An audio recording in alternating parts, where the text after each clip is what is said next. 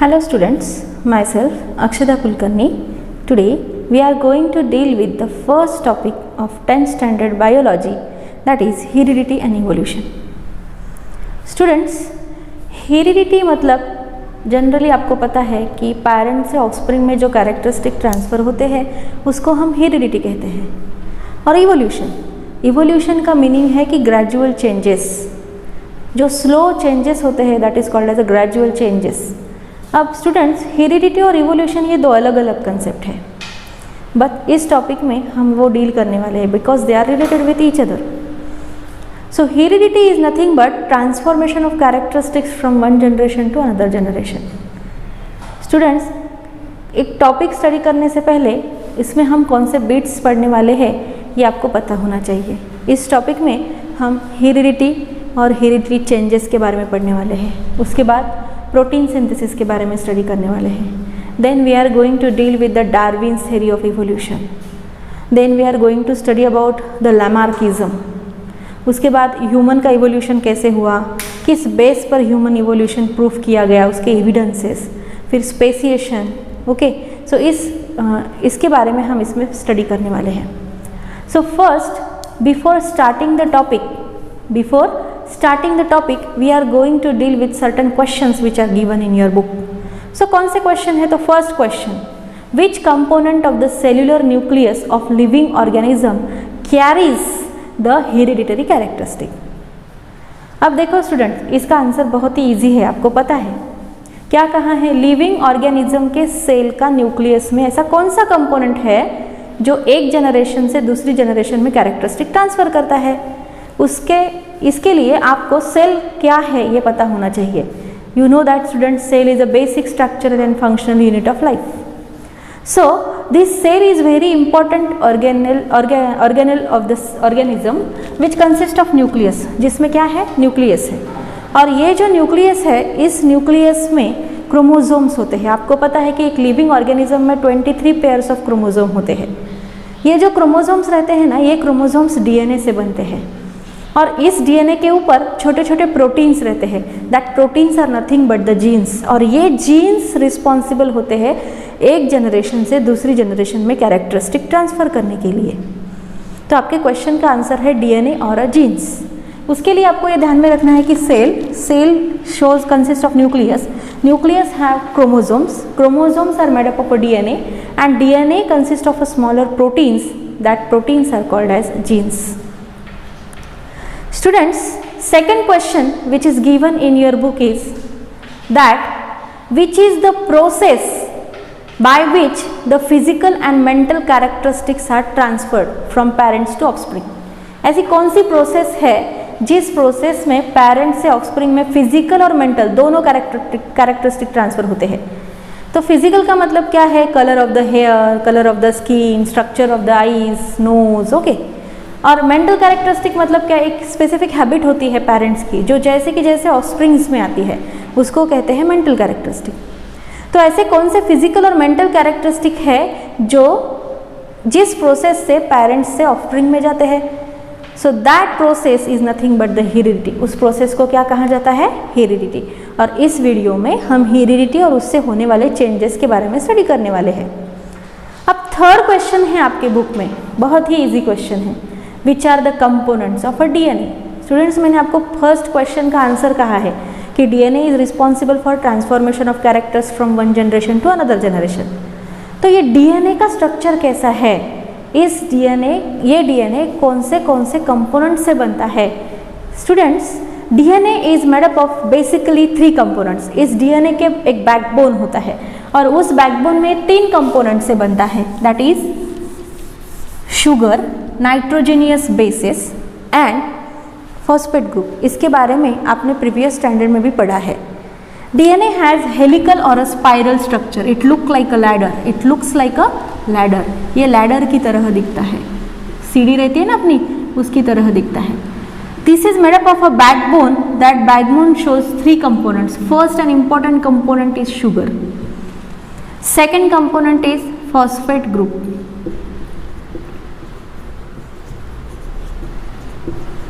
and third component is nitrogen bases। अब इसमें sugar होती है that sugar is also called as pentose sugar. इस शुगर को पेंटोस शुगर कहा जाता है क्योंकि इस शुगर में 5 कार्बन होते हैं। It consist of 5 carbons. Okay, then phosphate group, this phosphate group having a formula that is PO4। ये फॉस्फेट ग्रुप एक एसिड से मिलता है, that acid is called as phosphoric acid having a formula H3PO4। और last is nitrogen basis. This nitrogen basis are of 2 types. इसके बारे में भी आपने प्रीवियस स्टैंडर्ड में भी पढ़ा है और आप हायर क्लासेस में भी ये पढ़ेंगे, उसकी वजह से आपको ये ध्यान में रखना है। Nitrogen basis are divided mainly into 2 types, that is purines and pyrimidines. Purines are single ring compound and pyrimidines are double ring compound. Purines के 2 टाइप्स होते हैं, एडेनिन, ग्वानिन, और पिरिमिडिन्स के भी 2 टाइप होते हैं, cytosine and thymine and cytosine. Okay, so purines are further divided into 2 types, that is adenine and guanine, and pyrimidines are divided into 2 types, that is thymine and cytosine। ये DNA के बारे में हो गया। RNA में thymine की जगह uracil आता है, ये आप हायर क्लासेस में पढ़ेंगे। ये जो नाइट्रोजन बेसिस होते हैं ये डीएनए में डबल या एंड ट्रिपल बॉन्ड से बाइंड होते हैं। तो इसके बारे में आपको एक चीज़ ध्यान में रखनी है स्टूडेंट्स कि ये जो प्यूरिन्स रहते हैं ये पिरिमिडिन से ही बाइंड होते हैं। 2 प्यूरिन कभी भी एक दूसरे से बाइंड नहीं होते हैं। 2 purines never binds with each other and 2 pyrimidines never binds with each other. Purines binds with pyrimidines. Okay, इसके बारे में चैरगैफ नाम का एक साइंटिस्ट है, उन्होंने एक रूल दिया है, उस रूल को चैरगैफ्स रूल कहते हैं, जिसमें कहा जाता है कि प्यूरिन्स और पिरिमिडिन्स एक डीएनए स्ट्रक्चर में 1:1 रेशियो में होते हैं। जितने एडेनाइन रहेंगे उतने ही थाइमिन रहेगा, जितने ग्वानिन रहेंगे उतने ही साइटोसाइन रहेंगे। इनकी बॉन्डिंग कैसे रहती है मैं आपको मेंशन करूंगी। It is very beneficial to you in a higher classes. Okay, so here A always binds with a T by double bond। A means adenine, T means thymine। Okay students, ध्यान में रखना है आपको। A always binds with T by double bond, A for adenine, T for thymine, and G always binds with C by triple bond। G हमेशा C के साथ triple bond से bind होता है। Okay, so this is about the components of DNA molecule. DNA molecule किन तीन substance से बनते हैं, that is sugar, it is called as a pentose sugar. It has a specific structure like this, having CH2OH bonding in them. Then phosphate group came from phosphoric acid H3PO4 and nitrogenous bases, which are divided into 2 types, purines and pyrimidines. Purines are further divided into adenine and guanine, and pyrimidines are further divided into thymine and cytosine. If RNA is there, then instead of thymine uracil is used. So this is about your third question, that is which are the component of the DNA molecule. You have to keep in mind because it is beneficial to you in a higher classes. Okay students, so move towards the topic. Heredity and heredity changes means what? Scientists, there are different scientists who studied about heredity and heredity changes. Students, heredity explain करने के लिए बहुत scientist ने contribution दिया है। इस topic में हम उसके बारे में कुछ समराइज करेंगे, एक समरी के टाइप में इंट्रोड्यूस करेंगे कि कौन कौन से साइंटिस्ट ने क्या क्या स्टडी किया।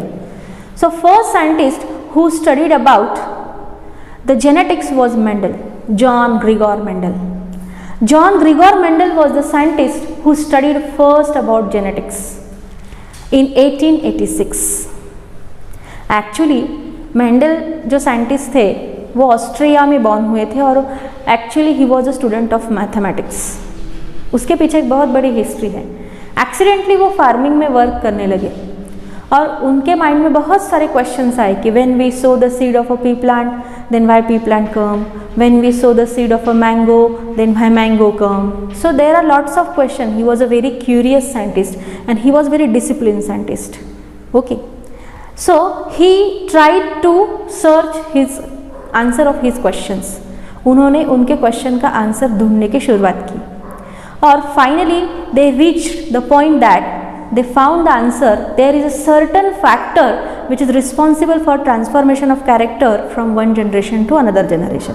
उन्होंने ये प्रूफ किया पी प्लांट के एक्सपेरिमेंट से, जो आपने प्रीवियस स्टैंडर्ड में स्टडी किए हैं, mono hybrid cross, di hybrid cross, etcetera and etcetera. Okay, so along with this he explained that there is a certain factor which is responsible for transformation of character, but उन्होंने ये नहीं कहा कि कौन सा factor responsible है, but उनका जो वर्क था जेनेटिक्स के लिए वो बहुत ज़्यादा इंपॉर्टेंट था। That's why he was referred as father of modern genetics. इसकी वजह से उनको फादर ऑफ मॉडर्न जेनेटिक्स कहा है। स्टूडेंट्स, जब आप कौन सी भी चीज़ करते हैं, एक सपोज आप घर में कुछ चीज़ बना रहे हैं, तो आपको अप्रिसिएशन अच्छा लगता है, बराबर, राइट? कि आपने अगर एक चीज़ बनाई, suppose you have made a cup of a tea, so there must be, you expect that you must be appreciated by your parents. आपको ऐसा लगता है कि आप पेरेंट्स ने आपको अप्रिशिएट करना चाहिए, वाह वाह कितना अच्छा बनाया and all. But see about the scientists, अब मेंडल जो थे उन्होंने उनके पूरे एक्सपेरिमेंट्स किए, but the bad luck was जब तक वो जिंदा थे तब तक उनके एक्सपेरिमेंट्स के बारे में किसी ने नोटिस ही नहीं किया। But later on after his death he was awarded for a Nobel prize for his work. उनको उनके वर्क के लिए नोबेल प्राइज मिला। सो साइंटिस्ट का डिवोशन देखो कितना है। सो उसके बाद म्यूटेशन की थ्योरी एक्सप्लेन की गई on the basis of work of Mendel. Mendel के वर्क के आधार पे ही म्यूटेशन की थ्योरी एक्सप्लेन की इन 1901। The scientist was after Mendel, depending upon his work, दूसरे साइंटिस्ट ने म्यूटेशन की थ्योरी एक्सप्लेन की 1902 में। सो स्टूडेंट्स, म्यूटेशन का मीनिंग क्या है? इवोल्यूशन के एग्जैक्टली अपोजिट। इवोल्यूशन का मीनिंग है ग्रेजुअल चेंजेस जो स्लोली होते हैं, और म्यूटेशन का मीनिंग है जो सडन होते हैं, जेनेटिक कॉन्स्टिट्यूशन में अचानक से बदल होते हैं, उसको कहते हैं म्यूटेशन। तो ह्यूगो डिवारिस नाम के साइंटिस्ट ने 1902 में म्यूटेशन की थ्योरी एक्सप्लेन की, but he didn't explain that which is the factor responsible for transformation of characteristics। उन्होंने ये एक्सप्लेन नहीं किया कि कौन सा फैक्टर है जो ट्रांसफॉर्मेशन के लिए रिस्पॉन्सिबल है। तो फिर दूसरे साइंटिस्ट आए, दैट इज वॉल्टर एंड सूटन। इन्होंने 1902 में ग्रास हुपर के जेनेटिक कॉन्स्टिट्यूशन की स्टडी की, और उन्होंने ऐसे कहा कि सेल के न्यूक्लियस में जो डीएनए है that is responsible for transformation of characteristics from one generation to another generation. तो वन बाय वन ऐसे साइंटिस्ट आते गए, उन्होंने स्टडी की। वॉल्टर और सूटन के बाद जो साइंटिस्ट है that is nothing but trios scientist है, 3 साइंटिस्ट है, that is Avery, McLeod and McCarty. These are the 3 scientist. ये जो 3 साइंटिस्ट है, इन्होंने 1944 में एक जेनेटिक कॉन्स्टिट्यूशन के बारे में एक एक्सपेरिमेंट दिया, और उन्होंने ये एक्सप्लेन किया कि वायरसेस को छोड़ के, except viruses, all organism shows a genetic material that is called as DNA. उन्होंने ये एक्सप्लेन किया कि वायरस को छोड़ के सभी ऑर्गेनिज्म में एक डीएनए है, that DNA is responsible for transformation of characteristics, और हेरिडिटी प्रूफ हुई।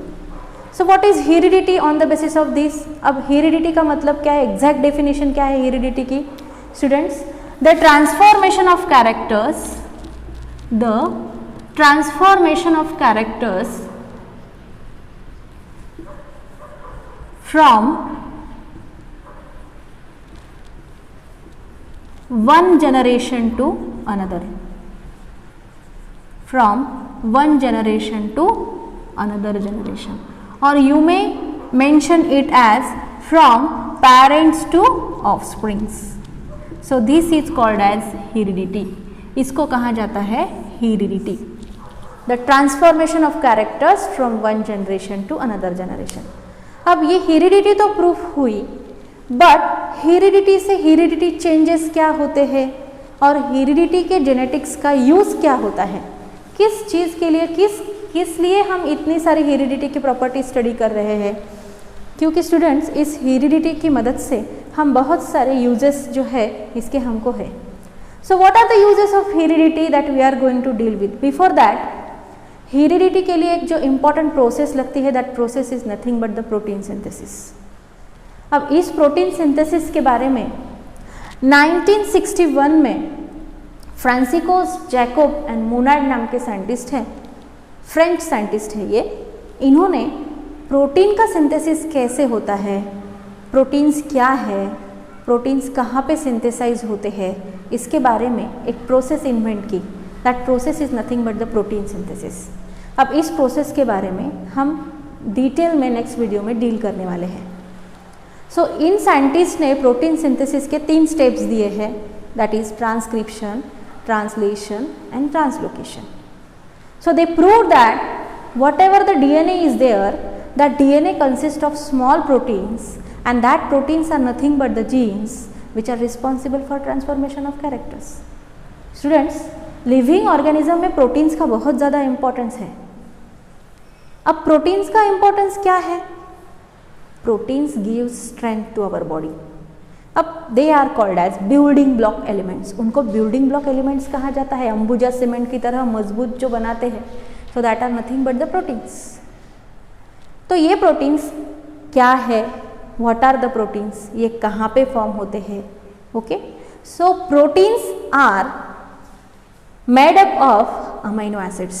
ये जो प्रोटीन्स रहते हैं ना, ये अमाइनो एसिड्स के बनते हैं और ये राइबोसोम्स के ऊपर तैयार होते हैं। आपने प्रीवियस स्टैंडर्ड में सेल और सेल के ऑर्गेनल के बारे में इंफॉर्मेशन ली है स्टूडेंट्स। तो ये जो सेल ऑर्गेनल है, इसमें सबसे इंपॉर्टेंट ऑर्गेनल होता है राइबोसोम। सबसे छोटा होता है पर सबसे इंपॉर्टेंट होता है। इस राइबोसोम के ऊपर ही प्रोटीन्स का सिंथेसिस होता है। सो उसकी वजह से राइबोसोम को प्रोटीन की फैक्ट्री कहा जाता है। That's why ribosomes are called as factory of protein synthesis. तो इसके बारे में जैकोब एंड मोनार्ड नाम के साइंटिस्ट है, उन्होंने एक प्रोसेस मेंशन की है। अब हेरिडिटी और हेरिडिटी चेंजेस के यूजेस क्या है, किस चीज़ के लिए इसको यूज़ किया जाता है? फ्रांसिस जैकोब और मोनार्ड ने प्रोटीन सिंथेसिस की प्रोसेस तो दी, उसके साथ साथ एक टेक्निक भी दी, that is nothing but the RDT। अब RDT एग्जैक्टली क्या है? उसका फुल फॉर्म है रिकॉम्बिनेंट DNA टेक्नोलॉजी। स्टूडेंट्स, इस RDT टेक्नोलॉजी की वजह से जो अलग अलग वैक्सीन्स है, जो अलग अलग इंजेक्शंस, एंटीबायोटिक्स है, हार्मोन्स है, जो हम यूटिलाइज करते हैं डिसीज़ की ट्रीटमेंट के लिए, ये रिकॉम्बिनेंट DNA टेक्नोलॉजी की वजह से इन्वेंट हुए हैं। इस टेक्निक के बारे में हम हायर क्लासेस में पढ़ने वाले हैं। So this technique is also invented by this 2 scientist. अब हेरिडिटी और हेरिडिटी चेंजेस को बहुत सारे एप्लीकेशन है इस जेनेटिक्स को। तो what are the application? Student, जब आप कौन सा भी कंसेप्ट स्टडी करते हैं तो उसके एप्लीकेशंस आपको पता होने चाहिए कि ये टेक्निक कहाँ पे यूज़ की जाती है और किस चीज़ के लिए हम ये पढ़ रहे हैं। ओके, तो इसका यूज़ है, ये डायग्नोसिस के लिए यूज़ की जाती है। अब स्टूडेंट्स, डायग्नोसिस का मतलब क्या है? अगर आप एक आधे डिसीज से सफ़र हो रहे हैं तो हर एक डिसीज़ के सिम्टम्स, कुछ डिसीज़ कॉमन रहते हैं, for example coughing, sneezing. Okay, तो हर एक इंसान को अगर कफिंग, स्नीजिंग हो रहा है तो वो स्पेसिफिक एक ही कॉमन कोल्ड ये डिसीज़ नहीं हो सकता ना। तो सिम्टम्स भी अगर सेम है तो exactly the person is suffering from which disease you must know, आपको ये पता होना चाहिए। उसके लिए डायग्नोसिस की प्रोसेस होती है। तो हेरिडिटी की वजह से हम डायग्नोसिस कर सकते हैं। Again, heredity is useful for controlling और ट्रीटिंग द हेरिडिटी डिसऑर्डर्स। कुछ हेरिडिटरी डिसऑर्डर्स होते हैं स्टूडेंट्स। हम बोलते हैं ना कि ये हमारे पहले से जनरेशन में है, वो डिसीज़ ट्रांसफ़र हो गया है।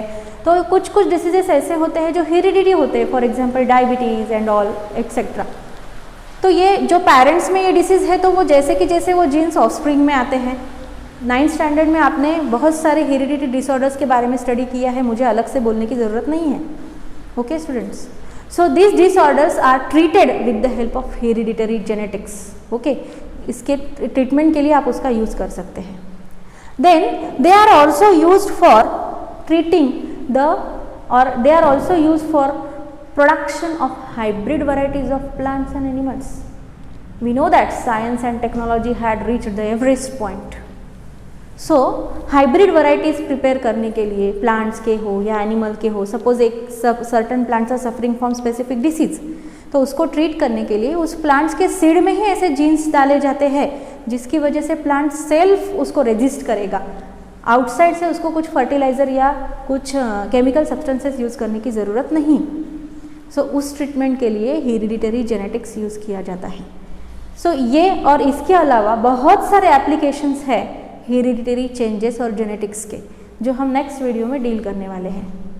स्टूडेंट्स, इस वीडियो में अगर आपको कुछ डाउट्स हैं तो आप कमेंट बॉक्स में मेंशन कर सकते हैं or please, if you like my video, don't forget to like, share and subscribe. Okay students, thank you very much.